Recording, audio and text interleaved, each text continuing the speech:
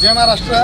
इचलकरंजी शहर आणि आजूबाजूच्या परिसर असतील या ठिकाणी सरकारी कामं, रस्ते असतील, गटारे असतील आणि इथं शासकीय टेंडर असतील, हे टेंडर काढले जातात आणि ते टेंडर ज्यावेळी दिलं जातं आहे त्यावेळी महानगरपालिकेशी करार केल्यानंतर ठेकेदाराला सांगितलेलं जातं आहे की तू त्या ठिकाणचे जे रस्ते गटारी काम चालू करताना त्याची लांबी, रुंदी, उंची आणि त्यामध्ये असणारे जे थर आहेत, खडीकरण किती आहे, त्याच्यामध्ये मुर्मीकरण किती आहे आणि डांबरीकरण किती आहे, BBM किती आहे, त्याच्या सगळ्यांचा ताळमेळ आणि त्याचा खर्च असे एस्टिमेट कॉपीमध्ये दिलेलं असते आणि खरी चोरी त्यामध्ये केली जाते.